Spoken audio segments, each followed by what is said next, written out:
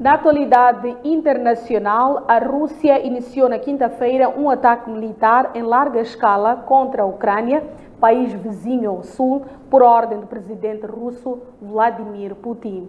Sobre este assunto que marca a atualidade internacional, convidamos o pesquisador Américo Maluana para alguns comentários. Américo Maluana, o que explica este ataque e que implicações o ataque pode trazer também para os países africanos, como por exemplo para o nosso país, Moçambique?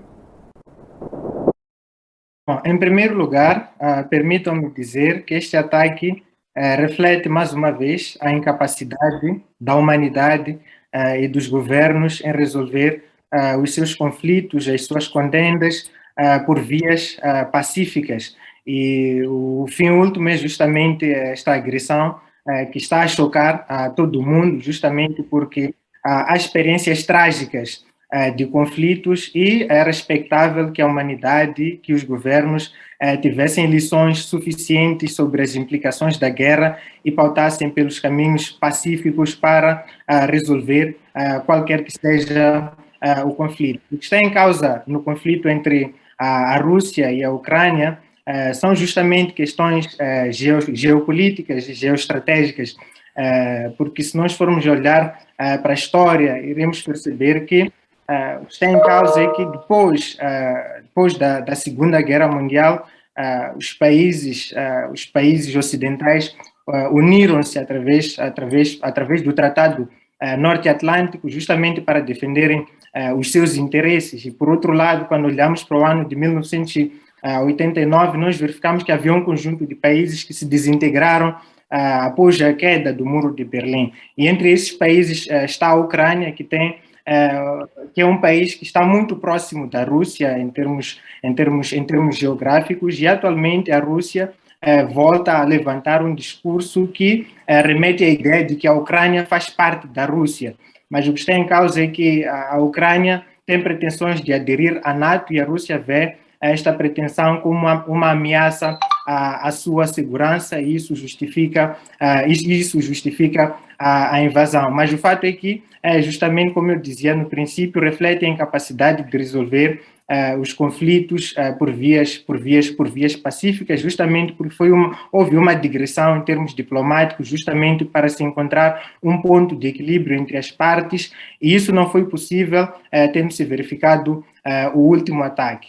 Quanto às implicações, bom, o conflito envolve diretamente a Ucrânia e a Rússia, mas tem implicações em todo o mundo, sobretudo olhando para o contexto em que o mundo estava em perspectivas de recuperação depois dos efeitos nefastos da Covid-19. Agora acresce-se um outro elemento que, de certa forma, vai condicionar ou vai lento o processo de recuperação dos países de uma forma geral, dos países em desenvolvimento de uma forma particular. Portanto, via-se mecanismos de o mundo dar passos galopantes rumo à recuperação econômica, e este conflito vai naturalmente desviar todas as atenções, desviar todos os recursos e desviar todos os esforços a nível global para a recuperação no contexto da Covid-19 e de outros problemas graves que assolam a humanidade e os países em desenvolvimento particularmente.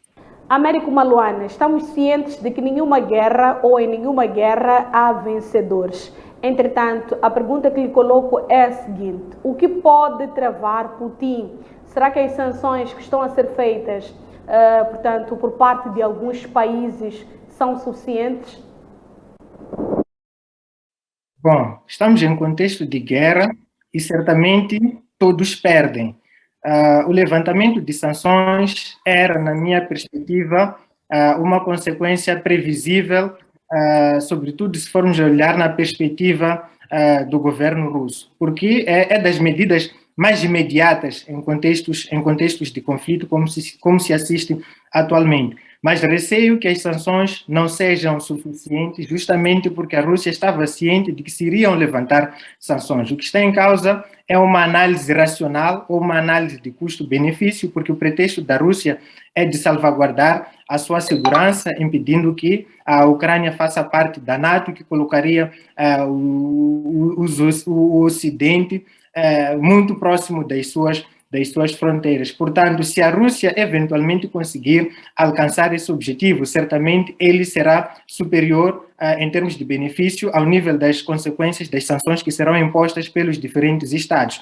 Portanto, há aqui uma necessidade de combinar todos os mecanismos dissuasores possíveis. Já se levantaram sanções, sim, mas é necessário que se faça mais, e o que se assiste atualmente é que os governos estão em reuniões urgentes, justamente para tomar decisões urgentes para fazer face a este conflito, e o risco é de um alastramento global do conflito que poderia eventualmente permitir a eclosão de uma terceira guerra mundial. Portanto, houve um conjunto de esforços que foram feitos pelos governos para evitar essa situação, mas parece que, infelizmente, caminha-se mais para essa situação do que necessariamente para uma situação de paz. Portanto, há aqui necessidade de continuar a privilegiar todos os mecanismos que possam dissuadir essas pretensões, até certo ponto, totalitárias do governo russo em violar a soberania de um outro Estado, neste caso o Estado ucraniano, para salvaguardar os seus interesses geopolíticos e geoestratégicos. A propósito desta notícia que marca a atualidade internacional, a Rússia iniciou na quinta-feira um ataque militar em larga escala contra a Ucrânia, país vizinho ao sul, por ordem do presidente russo Vladimir Putin. Com este destaque, colocamos o ponto final à atualização semanal das publicações do CDD. Entretanto, siga-nos nas nossas redes sociais e receba as nossas publicações